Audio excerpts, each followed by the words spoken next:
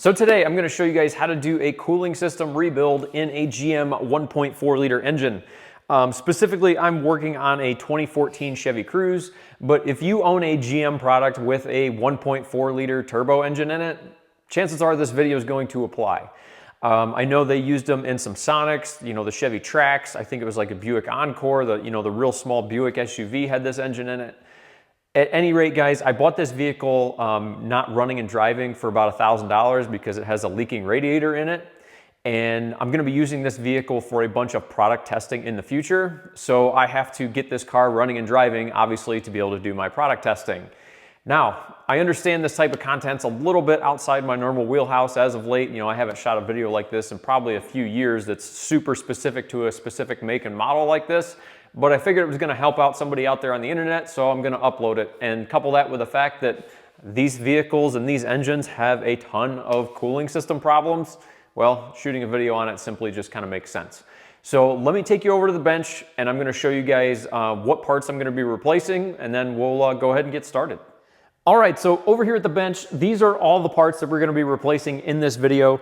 In addition to these parts I'm showing you here on the bench, I'm also going to be replacing the radiator. The radiator in this car is cracked right where the aluminum crimped end meets the plastic end tank. It has a giant leak in the radiator. If you try to pressurize the cooling system, it literally just sprays out and sprays across the engine bay. It's leaking so bad. So this car needs a radiator for sure. It also needs a water pump for sure. The water pump in this car is leaking like they all like to do on these GM 1.4 engines. I do not know of any aftermarket manufacturer that has a good track record of being able to produce a water pump on one of these GM 1.4s that actually holds up and lasts for an extended length of time. Even like the OEM GM water pumps, for whatever reason, you can't get more than a few years out of that pump before it ultimately ends up going bad again.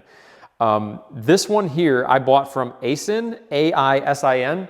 That is an OEM Honda and Toyota parts manufacturer. So my hope is they've made some improvements to this pump to help it hold up a little bit better. If not, well, I guess I'm in the same boat than what I would be had I bought a GM piece, and it's probably only gonna last a couple of years. Now, in addition to those two major components here, I'm also gonna be replacing the coolant reservoir. This one here I got from Dorman, and believe it or not, the one from Dorman is actually built a little bit better than the one from GM. If you look inside that cavity, inside that hole where the hose attaches, this actually has an aluminum insert on it that will keep the plastic in better shape. The one from GM, it's just an open nipple with plastic and there's no aluminum reinforcement in it. And over time, the plastic cracks, it splits and pukes out all the coolant on the ground. So hopefully this one from Dorman will last. At any rate, the two nipples that the hose is attached to are built better than what the GM one is. So hopefully this thing holds up. Next thing I have here are a few different hoses, obviously upper radiator hose, lower radiator hose. The lower radiator hose you really have to get from GM. And you know it's a GM part because it clearly calls out made in Bulgaria on it. So yeah. In addition to that, I also have this little hose here made in Turkey, again, another GM piece that goes to the factory oil cooler. And I'm replacing all of these hoses because, well, this car is leaking oil so badly that it has actually swelled up all of the rubber hoses underneath the hood. And I have to replace this stuff just to get this thing back to where it needs to be. Finally, the last two pieces that I have over here on the left, this is in aluminum thermostat and thermostat housing. The factory version is going to be plastic. And hopefully this one holds up better than the plastic versions. Again, these are known for cracking, splitting, causing coolant leaks, things like that. So I upgraded to an aluminum piece. I don't know if functionally, you know, the thermostat is gonna work correctly, but at any rate, the aluminum on the thermostat housing is much less likely to crack and split and leak coolant. Finally over here, I also have a new water outlet, again, made in aluminum. The stock one, the whole thing is made out of plastic, and these are super notorious for cracking, splitting, causing giant coolant leaks. Again, puking coolant out all over the ground. This one I have here was kind of unique because a lot of these that you find online, this nipple on the top that goes to the degas bottle, On most of them online, this is actually plastic. I found this one is actually completely aluminum. So hopefully this one holds up. Time will tell. So with all that in mind, guys, I'm gonna start tearing the front bumper off of this thing, and we're gonna go ahead and get the radiator replaced. So the first thing we gotta do to get this bumper off here to replace this radiator is there's 4 push pins here. Get a cat claw or a little screwdriver or something. You're gonna wanna pull these push pins out, get these popped up and out of the way, set those off to the side. And then once you get the push pins out, you're gonna have 2 10mm bolts here on the side. So there's one here, another one here. Take out the 4 push pins, remove the 2 10mm bolts, and just make sure the top of this is nice and loose. On both sides in front of the front wheel, you're gonna have 3 T20 Torx bits that you're gonna have to remove.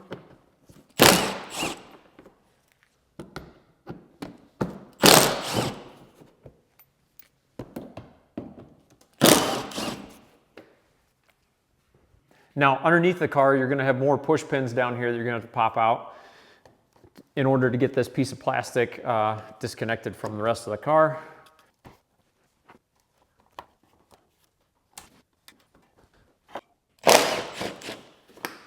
You may have some more T20 Torx bits in the corners on the plastic just to get that disconnected from the rest of the body. Now at this point, you can go through and gingerly start pulling on the sides of the bumper. The bumper cover is retained underneath the headlight and just behind the headlight on both sides at this point. So this is the primary area that you kind of want to just pull on it a little bit and get it loosened up. And once you have the bumper loosened up, there's a couple other things that you may need to disconnect. So I forgot to disconnect the 2 marker lights on each side. And then there's also going to be some screws holding in the bumper cover to the inner splash shield from the bottom side. If your car has fog lights, you're also going to have to remove either the fog light bulbs from the housings or unplug the fog lights. Now the bumper's off, you want to remove this piece of plastic up here in the front. So again, there's more push pins in this, in the top, in the core support.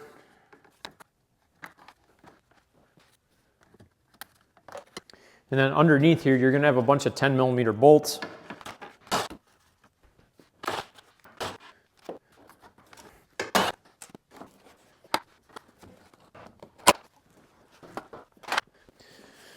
Pull this air intake snorkel off, that just pulls out. Now the bumper's off, I'm gonna go ahead and drain the radiator since everything is out of the way. While that's draining, I'm gonna continue disassembly. Now the next thing we're gonna remove here is gonna be the top of the core support. Now this top of the core support ultimately has the hood prop attached to it. So if you look over here, I've got the hood held open with a board. So what I'm gonna do here is on the back side of the core support, there's a wiring harness that runs along the back of this.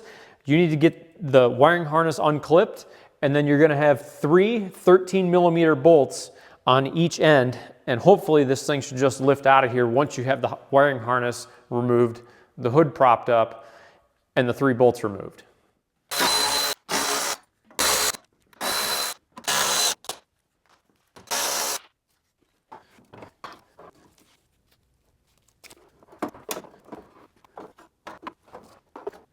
Now we're gonna remove this piece of plastic, just pull this up, maybe, without tearing it, hopefully. There we go. Down here on the crash support, you've got a couple more push pins that hold these little, I don't know what you wanna call them, probably like an air deflector that, directs the air into the radiator. You're gonna pop these 2 pins out and then get these couple pieces of plastic twisted out of the way. So now I'm gonna remove the 2 radiator hoses, and this one here on the passenger side, you just sort of pry this metal clip up and out of the hose, and then the hose just slides off the radiator. On the driver's side radiator hose clamp is absolutely buried. You're gonna need a set of long needle nose pliers and some patience to get this thing out of here, even with the bumper removed. Trying to get it from the engine compartment side is virtually impossible. The only other thing that I could suggest would be like a dedicated radiator hose clamp tool. If you guys have one of those, just know that this driver's side radiator hose, it's a bit of a bear to get the clamp off of there if you don't have the right tools. Once I have the 2 radiator hoses removed, then I'm going to remove the 2 transmission cooler lines from the radiator. The transmission cooler lines come out the exact same way as the passenger side radiator hose. There is a metal clip that holds the transmission cooler lines in. You simply pry the metal clip out of the radiator and pull the lines out. Not a whole lot to it. So right now we have the radiator loose from the car, but unfortunately there's still a bunch of things that are actually attached to the radiator itself. So the AC condenser in the front and the intercooler are both latched into the radiator. So what you have to do is there's a couple buttons on the hooks that you see in this view. Just above the hook, there's a little button there that you have to push with your thumb, and when you depress the button with your thumb, you should be able to lift up on the AC condenser in the intercooler and get it popped up and out of the hook in the radiator. You also have to do the exact same thing to the radiator fan at the back. The radiator fan is hooked into the radiator the exact same way. So a little bit of patience here goes a long way. Try not to damage anything, obviously, as you're getting this thing apart. But if you have to, hurt the radiator, destroy the radiator, not that big of a deal because, well, we're replacing it anyway. So at this point, we should be able to take the AC condenser in the intercooler once it's unhooked from the radiator and pull it toward the front of the car. And then you should be able to take the fan and push it toward the engine to buy yourself some space. And then the radiator should just kind of wiggle up and out of here if you hold your mouth just right. It's kind of a tight fit getting this thing in and out of here. If you have to do a little bit of swearing and hold your mouth just right, it'll come up and out of there. So while I had the radiator out of the way and one end of the hose is already disconnected, I'm going to go ahead and start changing out these radiator hoses with the ones that I saw that needed to be replaced. This is why I am changing out these hoses. Hopefully you guys can see the difference between those two. This is why when your vehicle has an oil leak, you need to have it repaired, because a radiator hose that looks like this is going to get contaminated with oil and it's going to turn into this. This is like super soft. You could tell like the bottom of it's starting to bulge out there a little bit. It was going to be any day before this hose just ruptures. So yeah, I could go through and put a new radiator, water pump, and the whole thing. But when the hoses are degrading, it really doesn't do you any good because you're just going to create another coolant leak in another location. So with that in mind, I'm changing out hoses here too.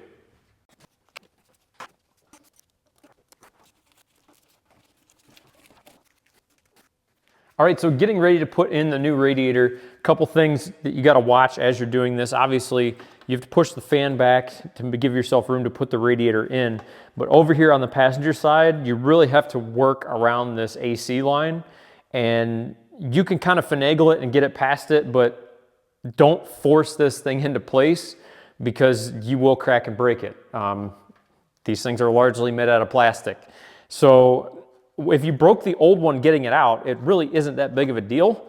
But putting a new one in, if you break it putting it in, well, guess what? You have to change the radiator again. So patience is key here.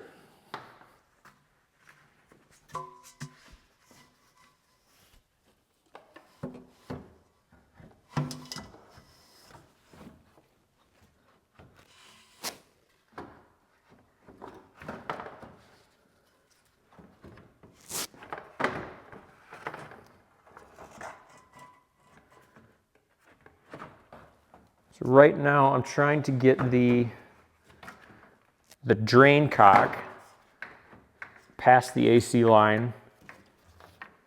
That's passed. Now I have to get the other radiator hose connection past it.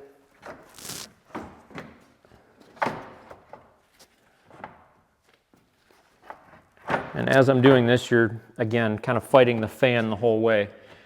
Okay, so as you're getting this thing in here, you really want to get the intercooler and the AC condenser latched into the radiator first before you drop it all the way in.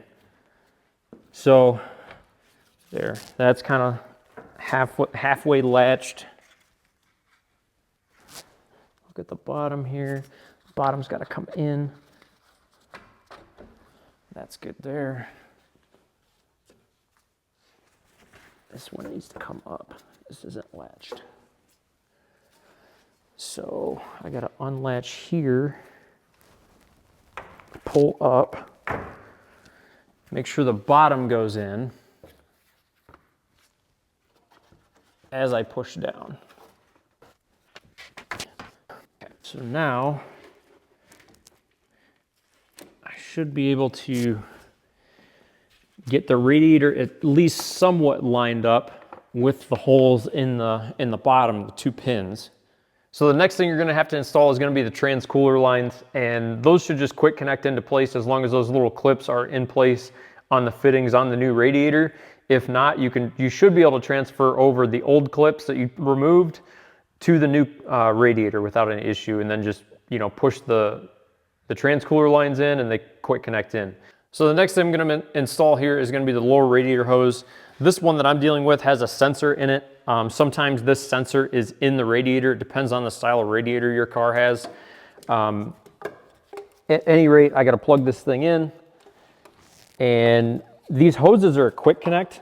So in my experience, guys, once you remove one of these quick connect style hoses, the second time that you go to reuse it or reconnect it, typically they end up leaking. So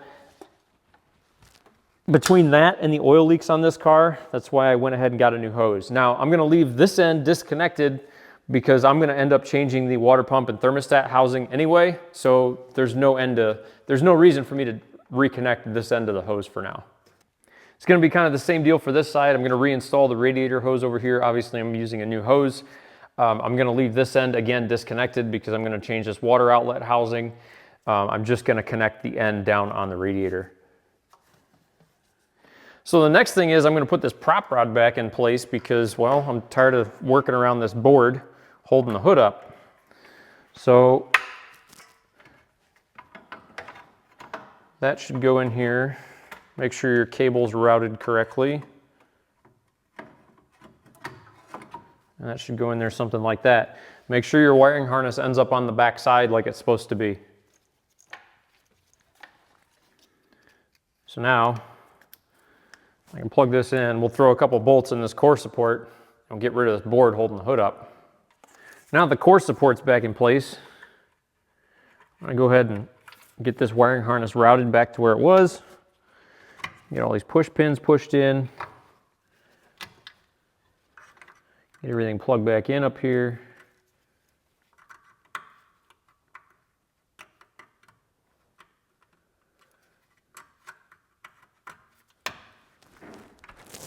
Make sure the red lock tabs go back in place because who knows how many connectors have fallen apart without those.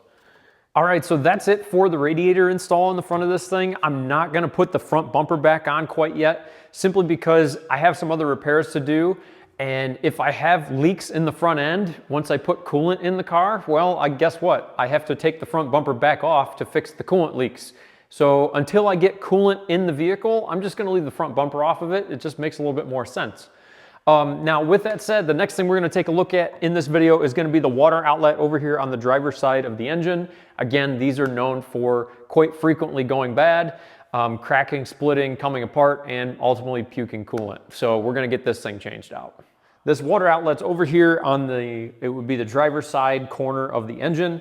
I already removed the radiator hose and then the oil cooler line when I, had to do the radiator. So with all that in mind, I'm gonna disconnect a bunch of these wiring harnesses, try and get some of this wiring out of the way. I need a pick for that, and just buy myself some space here.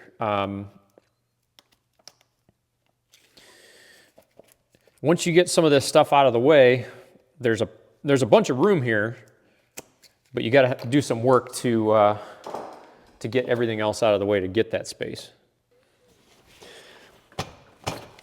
Pull that intake pipe off, just kind of peel that back, and I'm putting it back over by the battery. And then there's one final wiring connection on the water outlet itself. And then we can kind of snake some of this stuff out of the way. And then there's 3 E10 bolts holding in the water outlet.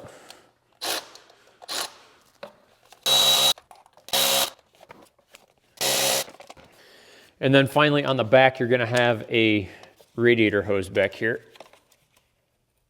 Or I should say a heater hose in the back. So here's your bolt locations in this. You know, one here, one here, one here. This one is kind of probably the hardest one to get to. This is down by kind of the shift cable for the transmission if you have an automatic. You know, like a 3-inch extension, pull off the hose and not that big of a deal. These are notorious for cracking, going bad, splitting, and then obviously puking out all the coolant on the ground and leaving you stranded. So hopefully this aluminum one that I'm gonna put on here is gonna be an upgrade. So once you have that off there, grab like a razor blade or something and just kind of go across the gasket surface with a razor blade. Make sure it doesn't dig into the aluminum. You just want to make sure you're getting all the crud off of here so that gasket has a nice flat surface to seal against.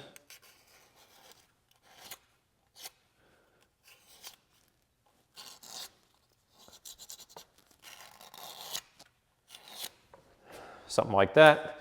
And then we can go ahead and take our housing. Like I said, this is the upgraded aluminum version. Hopefully this thing works out. I've seen guys have issues with these online where things like the sensor in the bottom, the port in the top, they'll have O-rings in there that eventually the O-rings leak. So we'll see. I know that the plastic ones don't hold up, so I'm willing to roll the dice on an aluminum version just to see what the heck happens.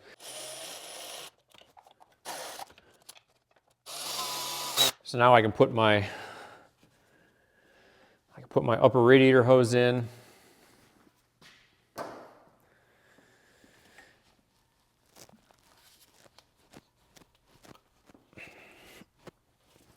Once the radiator hose is on, we can take our oil cooler hose,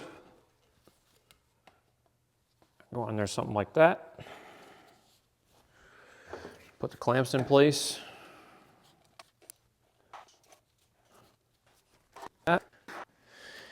Put our charge tube back, pull our wiring down.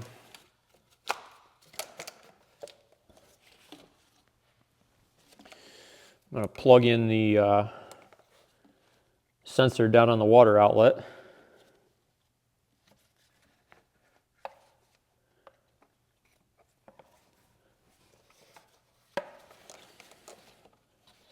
Put the charge tube back.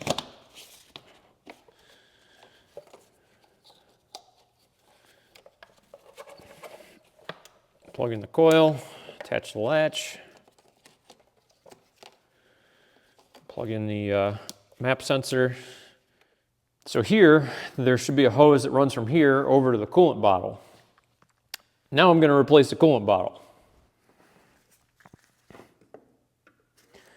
Should just remove this metal clip and this coolant bottle should be able to be pulled up out of the mount. And then once it's up and out of the mount,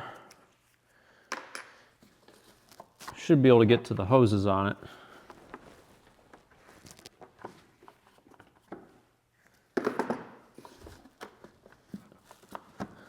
There we go. You gotta kind of slide it forward and then snake it up and out of there.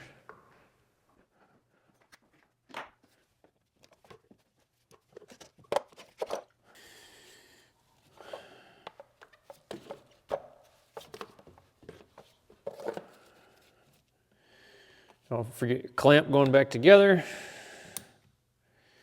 Try to line the clamps up where they came from. There'll be an indentation on the hose. It's just less likely to leak that way. It's really not that big of a deal, but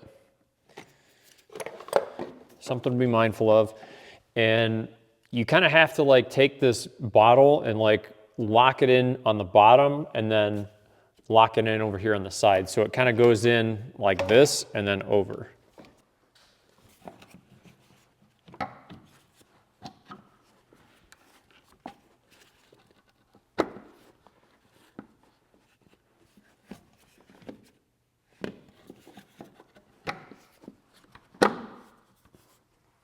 Locks in. Replace the clip.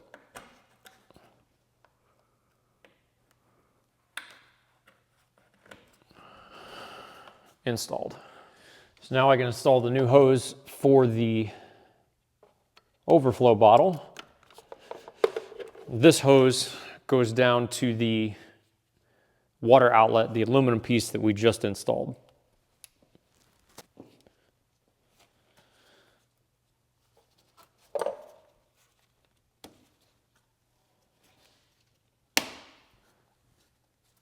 So now that I have the water outlet fixed on the driver's side, I'm gonna go ahead and fix the water pump. So let me get you guys repositioned and we're gonna start working on the water pump on this thing. All right, so to get this water pump replaced, the first thing I have to remove is gonna be the air box. Now, I've already removed the intake tube when I did some other work, you know, doing the radiator and stuff. So to take the intake tube off, it's just like one worm clamp, undo it with a screwdriver and you can pull that tube off, and then undo the mass airflow sensor, pull back the red lock tab, unplug that and set the plug out of the way. And then this whole air box, you can just lift out of the car. It's sitting down in 2 grommets. This thing should just lift up in one piece and pull out. Something like that. Now, once the air box is out of the way, you can go ahead and remove this motor mount. Now, before you just zip this motor mount out of here, you need to put a floor jack down on the oil pan to hold the engine in the car, because this thing will drop a lot, because about the only thing that holds this half of the engine in is this mount, which you need to remove to get to the water pump. So there are 3 bolts in the body end and there are 3 bolts in the engine side. They're all 15 millimeter. Once you have it supported, zip these out.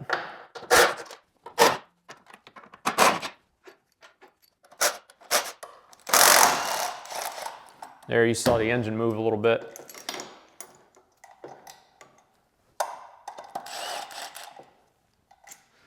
Pull those out, set those off to the side. And then this, just lift up and out of the car. Now we have to unbolt this half of the bracket.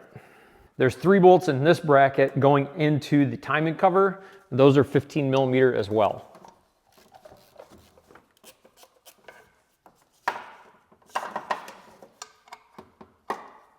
Once I get this out of here, I'll show you exactly where they're at. So once those 3 bolts are out, you kind of have to finagle this thing around the belt. That should wiggle up and out of there, something like that. So those are the 3 bolts. They're there and there, just into the timing cover, 15 millimeter. So now before I remove the belt, I'm going to take a, what is this, E12 external Torx, break loose the bolts on the water pump pulley.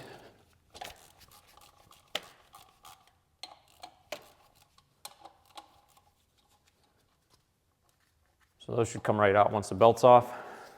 Now the next thing you're going to do is you're going to remove the belt, and to do that you have an E14 external Torx on this pulley.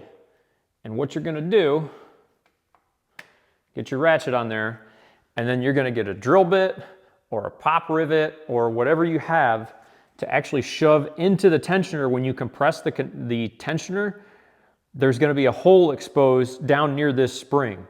So when I compress this, you'll see, I'll get you guys in close after I remove it, but there's going to be a hole in this tensioner that you're going to be able to shove this pop rivet into to essentially hold this tensioner together.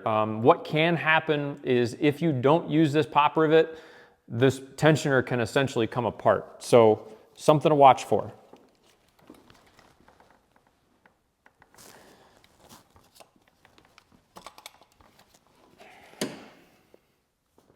So now the belt's out of the way, pulley's loose. I'm going to go ahead and remove the pulley for the water pump.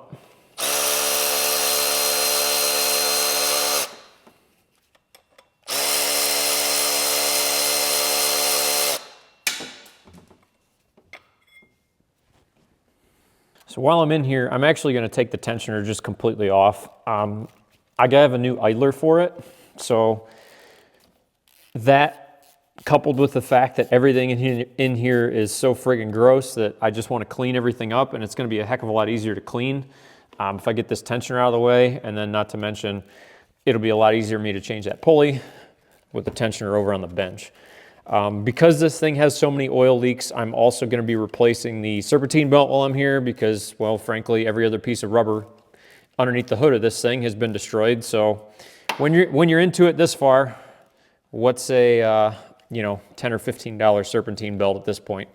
So there's a better view of what I had to do with the pop rivet to keep this spring in place. So what I'm going to do is there's a bunch of different lengths of bolts in the old water pump. So as I'm pulling a bolt out, I'm going to put it in the hole that I removed it from, because you'll see as I'm pulling this apart, like every one of these fasteners on this water pump is a different length. So if you get them screwed up, you're going to have to do some figuring out to figure out where everything goes. So just try to stay organized here because it's going to save you time in the long run. So the bolts in the water pump appear to be E10 external Torx, like, you know, most of the fasteners we're dealing with here.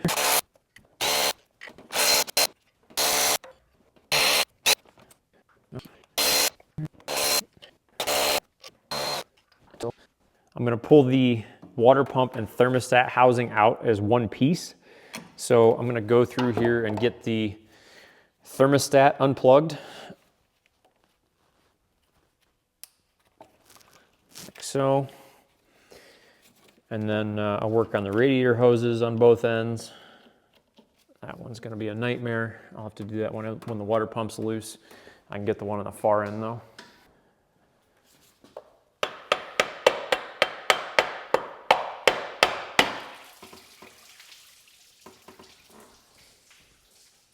So the only thing I got holding it right now are the hose on this end, which the clamp is loose, the hose is just stuck, and then the hose on the thermostat housing on this end.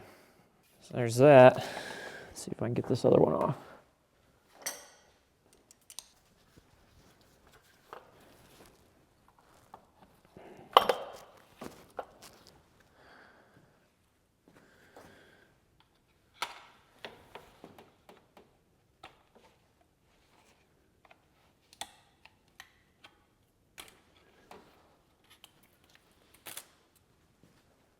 Okay, so at this point, some time has passed. I've got the front of the engine all cleaned up here. I've got a new tensioner pulley bolted up into place, cleaned up the tensioner, everything's bolted back up as far as that's concerned. So now I'm ready to put on the water pump. Now, as far as putting on the water pump, I already transferred and put on a new thermostat housing. As you can see, this is an aluminum version. The stock piece is plastic. Again, like the other plastic components that I've replaced with aluminum. Very likely to crack and cause leaks in the future. So hopefully this aluminum piece holds up a little bit better. That's my rationality here. So at this point, I'm going to connect my hoses up first to the water outlet and then to the inlet of the water pump here on the back. And then once those are connected, we'll lay the gasket in place and bolt this thing up. Now once I have all my hoses hooked up, the water pump's kind of held in place here. And what I'm going to do is, if you look up top, I have the old water pump with all the correct bolts in the correct locations in it. So what I'm going to do is I'm going to take each one of these bolts and transfer it down to the new water pump. Before I do that, I have to get my gasket in place. What I'm going to do is I'm going to try to hold the gasket on the water pump and then sort of hang the gasket using one of the bolts. So now that gasket should be held. Now we can go ahead and lift up the water pump and hopefully get this thing to where it needs to be.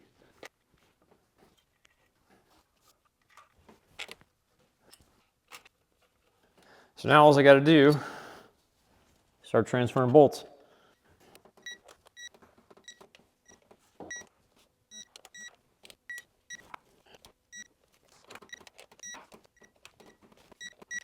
Before I completely put it back together, I'm going to hose it down with some brake cleaner.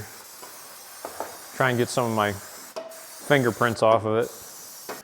With that, we can put the water pump pulley back on. I can get the bolt holes to line up. There we go.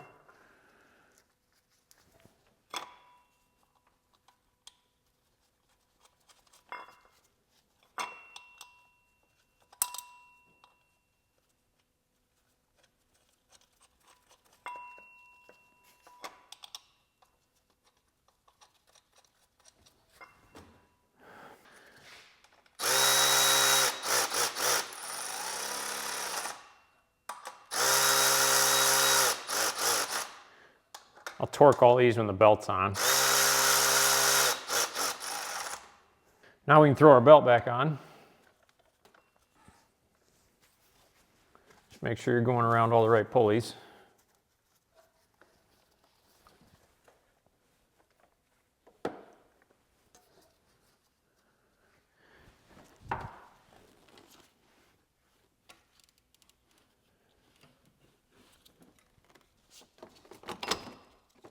There we go.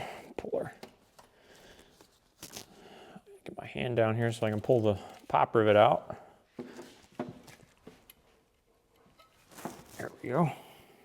The belt's on, and we put the motor mount back in. Now that your belt's on, make sure you snug up your water pump pulley bolts.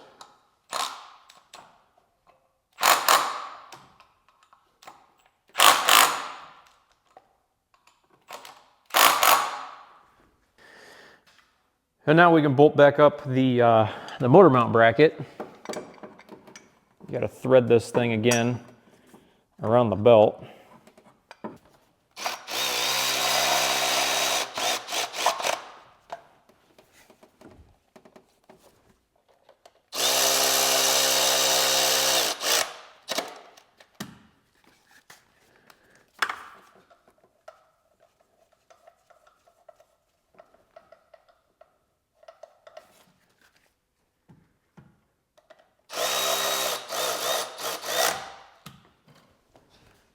Now we can bolt in the other half of the motor mount.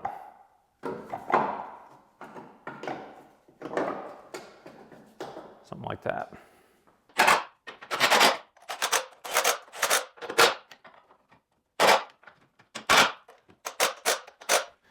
Pull our floor jack out.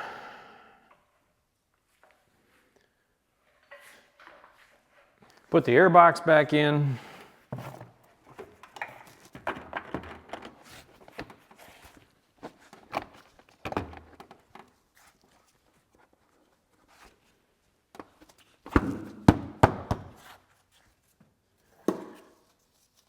Plug in your mass airflow sensor.